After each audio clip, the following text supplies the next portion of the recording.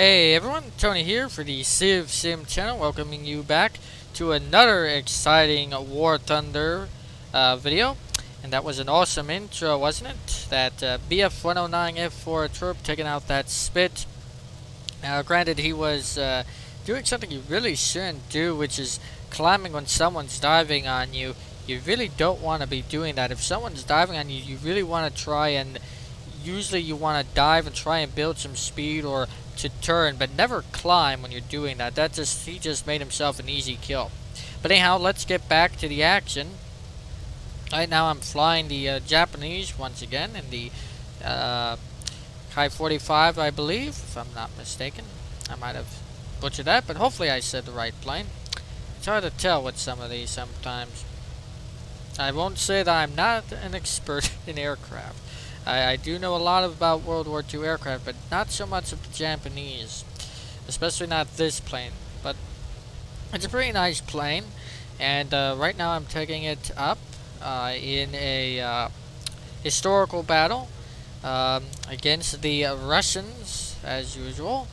It seems, now this is the level 4 Kai 45. And basically I'm taking up against the Russians, who are also level 4. There will be Ishaks in this one. I believe there was a lag, as well as the SB2 bomber attacker.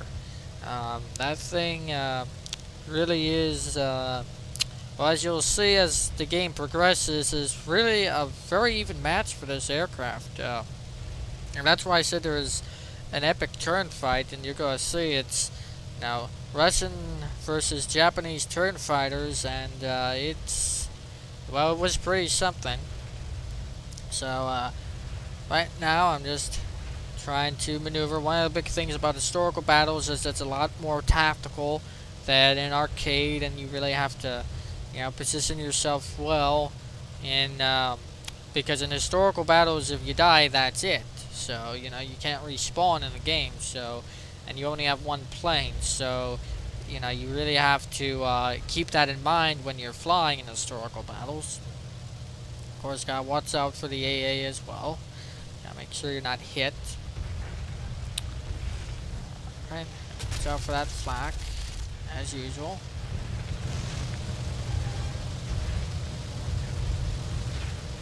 Just turning now. Still trying to avoid that AA. And got someone on me, so right now I'm trying to maneuver and dive, gain some speed. So, of course, those Russian low-tier aircraft are very, very fast and very, very maneuverable. So I'm just trying to get some speed and try and get away here. So again, you always want to try and build speed and dive away from your opponent.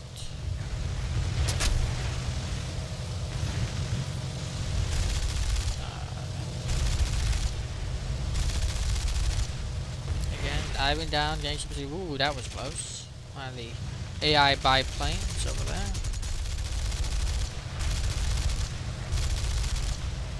And I'm getting on the tail of one of the SB2s, I believe. No, that's not the SB2.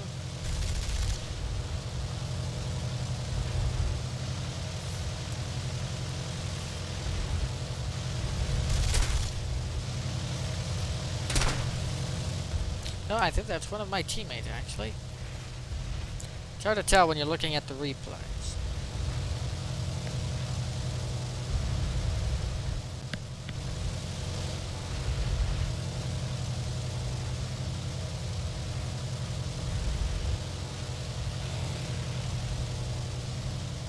Nope, I think that is one of the SB2s, yep.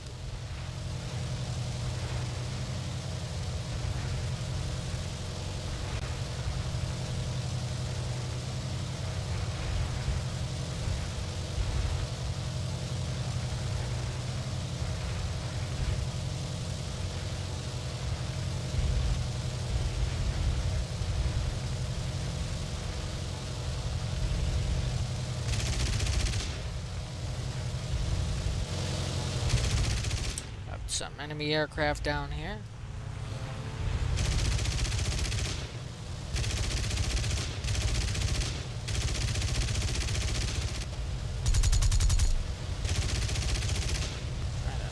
Find a good target. One of the big things about Bullfighter and the other heavy fighters, and the Kai 485, and most of the heavy fighters, regardless of the nation, they are, very, they're maneuverable, but it does take some, effort. They're not as agile as a fighter, that's for sure. So it does take a little extra effort to try and align yourself to get in. And there's the SB2. That nasty Russian booger of a bomber that maneuvers like, I don't know. It's one of those. It's I think one of the most maneuverable bombers in War Thunder. It certainly is a speedy little thing, kind of like the Blenheim as well. Although I think at least from my experience in historical battles, the SB2 tends to be a little bit more OP. Oh, there's one of the biplanes, trying to not crash into them. And my teammate, who's right there. Ooh, that was close. Again, getting into, of course, the AI have to, have their part in it. So, right now I'm engaging in what really is the first of a series of very long and kind of, at least for this one, kind of epic turning dogfights, if you will. It's, mano a mano, and, really it's almost a draw for most of us. But, there we go, trying to fire, trying to hit him. And it's very hard to turn and hit at the same time. Another, one of our teammates. Oh, there. Getting shot up. I'm trying to cover him. Oh, there he is. Again, just trying to maneuver in place so I can get some shots on him. Oh. Oh, there's that biplane. Gotta be very careful. And of course, our teammate just crashed. Again, another banking turn fight. This is kind of like if you almost, nope, SB2 turned a little in, so I'm getting shot here. Yep. One of the things I should have done is broke, instead of kept turning, I should have broke off on that. And now I'm going vertical. But even vertical, to some extent, again, I didn't have enough energy really to really go too high on the vertical, so just maneuvering now, trying to avoid his shots. Because one of the good things about the bomber is that its shots aren't exactly that accurate, so. And just trying to maneuver here. And trying just to, right now I'm just trying to dodge his fire, not really trying to get on his 6. I'm just really trying to dodge the fire as best I can.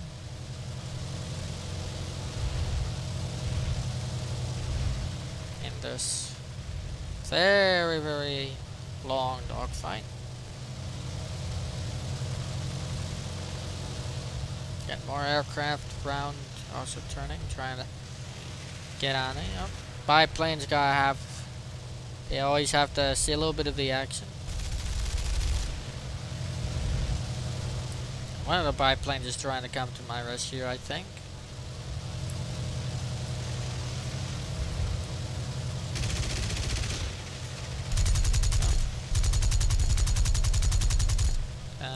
Again, there's not much you can do. I suppose this is one of the situations of, what do you do when someone's on your 6? You just really have to try and maneuver as best you can to try and avoid it. There's really not that much you can do, except try and out-turn, try to dive out of the range of fire.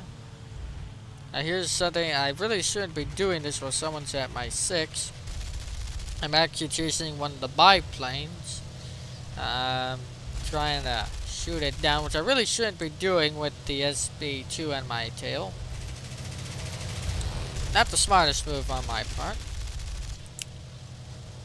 But, and this is one of the things that gets a lot of players killed in both AB, HB, and full real battles, is that, you know, players start to fixate on trying to kill something instead of, you know, trying to dodge fire, and that doesn't usually end up well. Usually, most of the time when someone's doing this, basically you'll just end up getting shot down before you can shoot down the opponent, or in some cases you'll shoot that opponent down and someone will kill you just at that time. Of course, right now I've got the AI on my tail. The bomber broke off for a little while. And just trying to dive, build some speed. Also find where that other AI went. Usually if the AI are on your tail in a heavy bomber, you're not going to be as, if you will, what's the word for it? Not as likely to be shot down, if you will, as if you were to be, if you were to be a smaller fighter like the Lag, I know, and other aircraft. If you're a single-seat aircraft, you're definitely more likely at lower tiers to be shot down by those AI than a heavy fighter. Speaking of heavy fighters, one of my teammates, right now I'm heading back to the base. I've been pretty badly damaged, but I'm still hanging in there, and one of my other teammates over there who's leaking fuel or oil or something was also pretty damaged, and this was a pretty cool landing. Me and him, we were about the last 2 or 3 left, and we're going into repair now. And it was pretty cool because we were kind of flying in parallel, and he'll be taking the runway at the right, and I'll be taking the runway at the left, so it was pretty cool, the landing. So again, getting the flaps down, trying to slow down, but I'm also trying to make sure I have enough speed so I'm not crashing into the ground. Both of us are going to be able to repair after this, thankfully, but he will crash, though. He just, when you're so critical, sometimes you can't really help. So, yep, there he goes. Yep, he's down. But he'll do a soft landing, so he's good.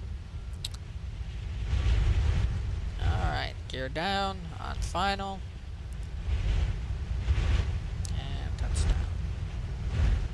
And trying to prevent that nose. You want to make sure you're, you know, not pitching the nose too far down. You want to make sure you get some ground front and just let the plane settle down itself, because as you saw, the nose tendency wanted to pitch up, and if, you know, especially with German aircraft, especially with the 109, if you're not careful, you'll actually end up hitting the propeller in the ground and flipping over, so you gotta be careful about that. And now to the miracle of speeding up a replay. We're back in the air again, and him heading back out. So there goes one of the AI.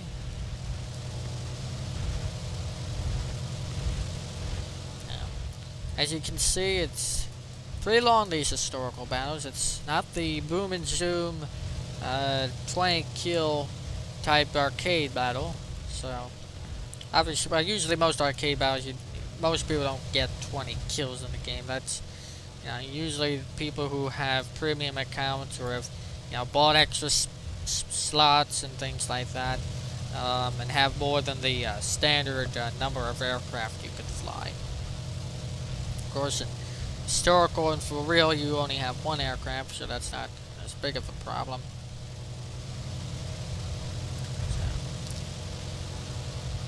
Should be climbing a little higher here, so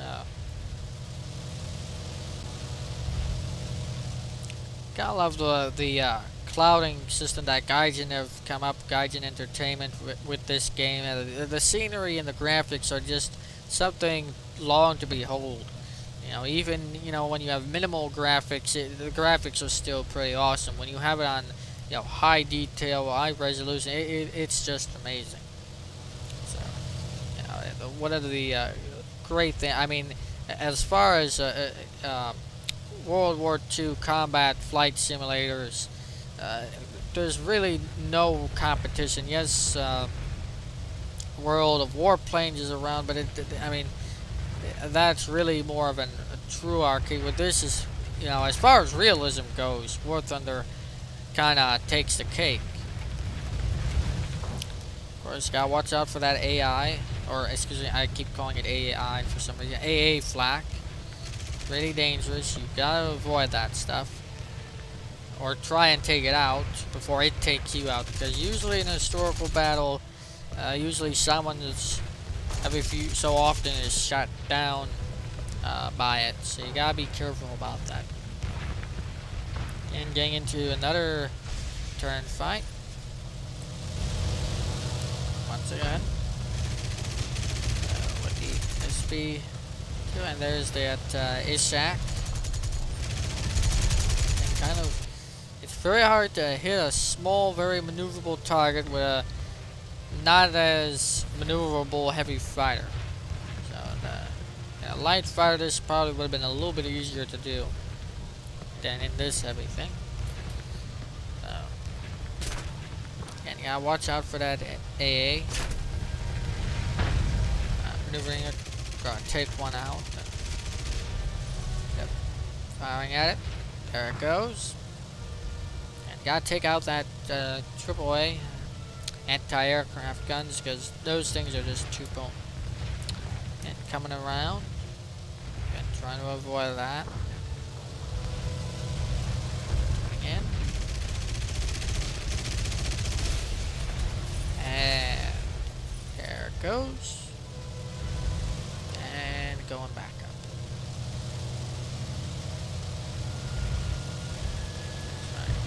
Over there.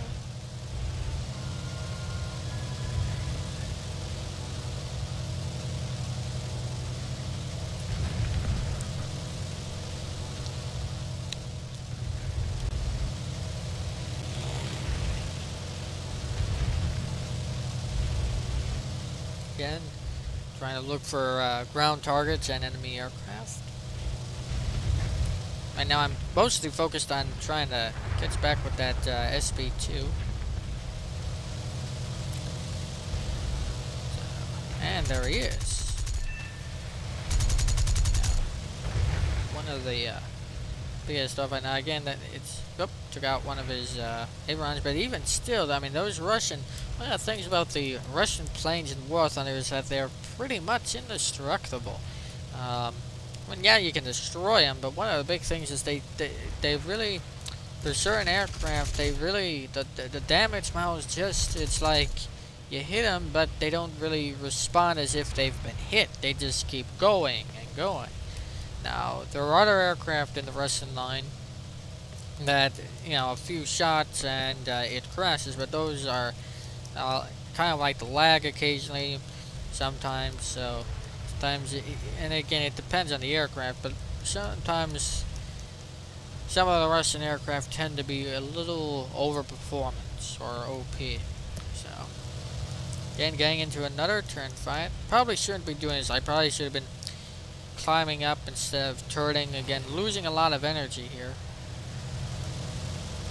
But it is pretty hard to, not only get on the opponent, but get an accurate shot at him. So, and my teammate hit the ground. He was a little too low to the ground and couldn't pull up in time. So you gotta be careful when you're in heavy fighters, because heavy fighters and aircraft like this aren't as maneuverable as the fighters, if you will. So when you're low and trying to attack someone, the input controls, there's a delayed reaction, so you gotta be a little careful on that. And you always want to try and have the altitude, because not only does it give you the speed advantage, but it also keeps you a little bit safe. And if you're chasing someone and you need to pull up. You can always come around and try and hit them again. It's not worth, especially in historical battles, just crashing and not getting the kill for it. again, in a tables have turned. It was 2 on that one SB2, and now it's 101, and it's kind of a pretty even fight. It's you know, in fact, I'd say that it's really more in the SB2's advantage in this case. He was a good pilot, and I made myself a little vulnerable. Of course, I'm lowering the flaps right now. I had it for turn fights, but also sometimes you want to, lower the flaps a little bit more just to give the plane a little bit extra turning, just so I can avoid. And then, of course, you want to pick them up or you're gonna stall, so you want to be careful with that. So, one of the big things that you have to do is when you're flying, is you definitely want to make sure you're working that throttle, working the flaps, and that can, it's a little bit harder on a mouse and keyboard, and when you're not used to pressing all of the different keys. But of course, people on the joystick have it a little bit easier. Of course, you do get some people on the joystick in historical. It's a little bit harder to use a joystick in arcade, though. Of course, full real, you need to have a joystick for it. So just some of the different modes. Of course, I believe in the next patch that's coming out, they're going to be changing of quite a few things, actually. And one of them is that historical battles, if I'm not mistaken, are going to be called something else. So the historical battles and full real are going to be, their names are going to be changed. So I believe historical battles are now going to be called realistic battles, if I'm not mistaken, in the next patch. So that'll be something that's interesting to see what happens. And in the coming days, I'll also do a video on the next patch coming out, hopefully. So as War Thunder progresses one step closer to final release, and for tanks to come out, and then hopefully what I'm looking most forward to is the fleet of battleships. And again, in this time that I've been talking, excuse me, I've just basically been trying to dodge his fire, really. I haven't really been doing much, and what I really should have been doing is just breaking off and just diving low and just trying to gain some distance instead of just constantly turning, which basically I'm just getting shot up little by little. And of course, just prolonging it and very long turn fight. I think this was the longest series of turn fights I've ever had in any aircraft and in any game, really. I mean, this one takes the cake, really, for turning. But that's something I've come to expect with the lower tier Japanese and Russians. When you're out, it's not the Volker-Wolfs diving down on you or anything. It's or high altitude. It's really low to the ground and turning some more. I think I'm starting to make people dizzy.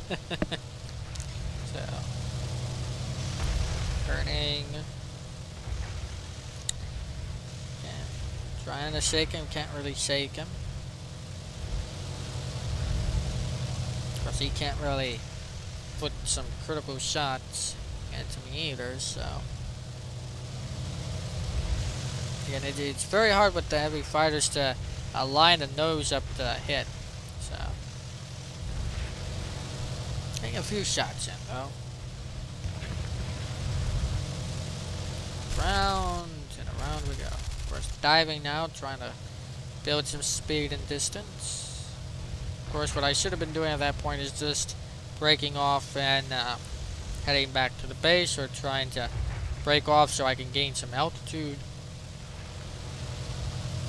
Even then, one of the things is that for a bomber, it's exceedingly maneuverable, and this plane is not necessarily as maneuverable. If you're diving down on someone and they turn, you're more likely to overshoot in a heavy fighter than you are with a single fighter, and it's by design. The heavy fighters, like the bow fighter, were more designed for attacking ground units than really air-to-air combat and dogfights, really. And round and around we go.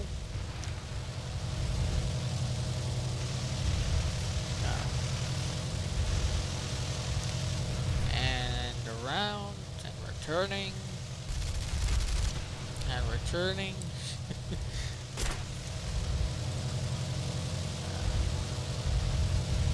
Again, still trying to outturn him. And lowering those flaps, trying to get a little bit more turn, but he's still kind of outturning me. So, I'd have to say from this that the SP2 probably has a better, slightly better turn advantage than I do, than the Kai 45.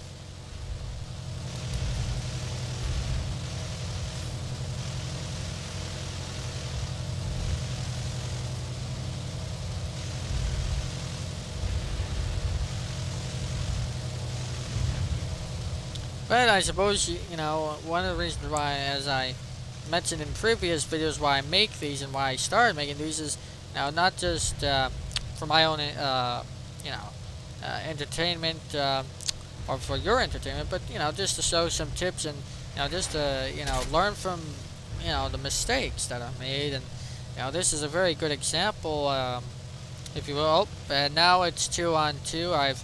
And this is one of the things in historical battles is, you know, if you take too long, someone else, the other enemy, he was, that Ishak was at basically repairing and reloading, and, you know, in the 10-15 minutes I've been with this guy turning, he basically started coming out. Now it's 2-on-1, but now it's on their side, in their favor.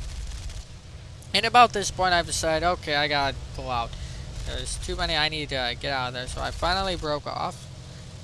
Perhaps a little too late. Banking, trying to maneuver as best I can, diving, going up, turning, pitching.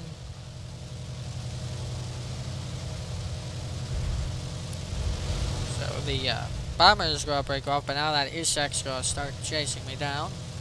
Yep, there he is. And those Ishaks, those Russian planes, they're pretty fast. They can pretty much catch up with a 2-engine heavy fighter. So, and that thing, when you're in that Ishak, that thing really, you can really tell that that thing moves fast. So, just trying to dodge, but he's gonna start peppering me in a few seconds. So, yep, there he goes.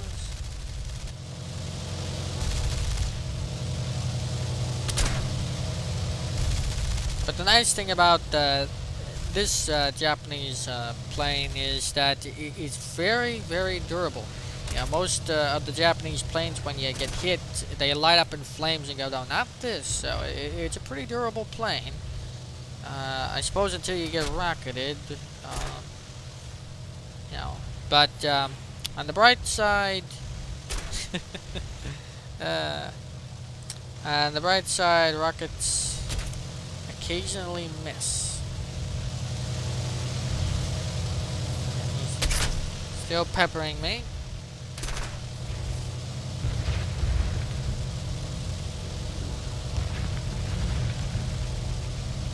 Now watch out for that AA.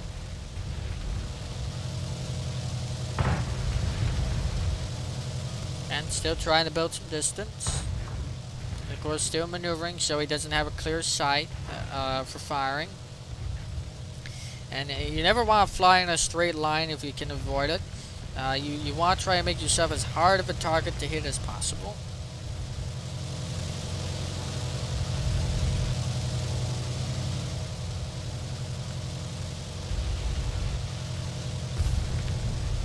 I'm trying to avoid those hills, so I had to climb a little bit. Oh, what did I just say? Oh, rockets. Oh, it's always fun when they miss. And very honorable. He salutes. I salute by, did I mention about rockets? Uh, so he basically ran out of ammo and tried to rocket me, and the fun part is he missed. So that was pretty funny, I have to admit. It's pretty funny, when someone fires rockets at you and not a single one hits, or when you're the one firing rockets and you just, take out the bomber or whatever you're trying to rocket. There's nothing. Rocketing other planes, it's quite funny at times. So, but not today, Isaac. Not today. And now I'm critically damaged, so now I'm just trying to get back to my base. And gear down. Of course, at this point I've lost some control, so I'm probably not going to make it too far. And of course I am going slightly too fast, actually, so. But one of the things is, once you're critical, it's, you need to keep the speed going, or you just go, fall down and just stall out and crash. So nothing much you can do about it. So again, coming in a little too sharp, and yep, there I go, lost the wing, and he got the kill. But my saving grace for this game was, and this is just how the tables can turn in a game, is one of the AI, bless them, was still alive. So I was able to basically repair and take off again. Now, one of the things that bomber could have done, had those two players been coordinating, what they really could have done is just, kept following me to the base and attacked me. But one of the good things about playing lower levels is a lot of times you get new players who aren't really that experienced, and they don't really chase you down. In a more advanced level match, I probably would have been toast there. But they gave up their opportunity to take me down, and so now I'm back in action. And by this point I've realized that we don't have that many ground targets left on the enemy team. And so I'm formulating at this point, if, two plans. One, I'd love to try and, get more kills and take on that SP2, and also take out the Ishak. But I'm also thinking at this point that getting the ground targets and killing them might be a better plan of action if I can't do it. So I'm basically doing right now is just taking out the ground targets, and as I can, trying to maneuvering myself so I can take on that Ishak, as well as that bomber. So I'm trying to climb high, not turn as much. I'm trying to keep the altitude advantage this time. I'm still trying to take out the ground targets now. No shame in winning the game by taking out ground targets. Because at the end, if you win the game, you get more credits and XP, so sometimes it's worth not taking on the aircraft. But a kill in an aircraft is a good thing. But you just have to know, and this is where the tactics of the game really start to come in. It is, you really have to strategize and, figure out what you're going to do. Are you going to just go for the ground and win the game, or are you going to try and, take out the enemy aircraft and get the kills, but, you might lose the game. So, it's something that sometimes you just have to work and see how it goes. Again, diving on him, but he managed to get away. So, again, I'm not going to turn fight. I'm actually going to start climbing again. And looping over.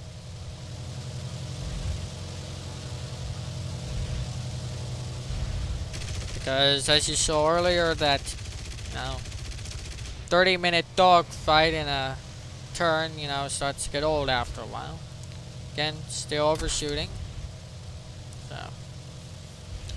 So I have to say that the Kai 45 and the SB2, those two, the SB2 in a way is slightly better. I'm slightly more maneuverable, and now, and granted, had I been a fighter, I probably could have pitched the nose up enough to hit him there, just like you saw earlier with the 109. But the heavy fighters just can't do it sometimes. So, but again, gonna try and now he's at this point he shot one of my engines, so now I'm got a fuel leak. So that's never a good thing. So now I'm thinking that, all right, I'm probably gonna have to because if I lose an engine, I'm gonna be fighter food. So I'm gonna still try and get a few shots into him. At the same time, I'm gonna try and take out the AA, which I'm trying to avoid as well.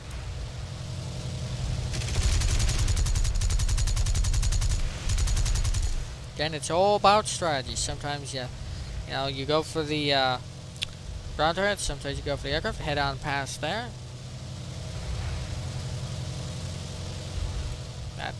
Those things do take a lot to hit, to shoot down. But at this point, there's only 1 or 2 ground targets left, so I'm just gonna go for them. And because at this point, I'm just too damaged to really take them out. And you gotta know, your limits. Sometimes, it's better just to go for the easy kills and attack what's weak and avoid what's strong. And it pretty much was a stalemate, so I just decided to go for the AA.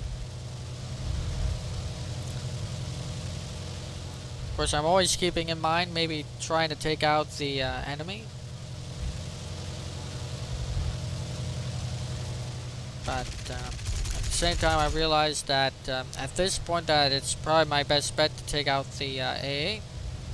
But at the same time, I still want to try and keep my distance and still want to maneuver him in a way that's still got him moving, so that way I have some ability to take out the ground targets. Because basically at this point, I'm just trying to get him in a position to a point where I can get the ground targets, but keep him off me long enough so I don't get shot down in the process. So basically trying to distract him for going for him, while at my real objective at this point is just basically taking out the AA. Not sure where his friend went. I believe it's long to get to the base and to land and then rearm, so it does take a while. And there goes the final AA. And that's the game, basically, at that point. And let's go ahead and end this video. So, for now, this has been Kubek for the Civ Sim channel. I hope you enjoyed it, and hopefully as I continue to make these videos, I'll get better. And again, leave your comments and feedback below. I really want to know what I can do to make these videos better and make my narrations better and less boring, and keep the game more exciting. So let me know what you think. So till next time, everyone. That's it, and I'll just leave it here while I finish the game, and that's it for now. Have a great day, everyone. Catch you next time.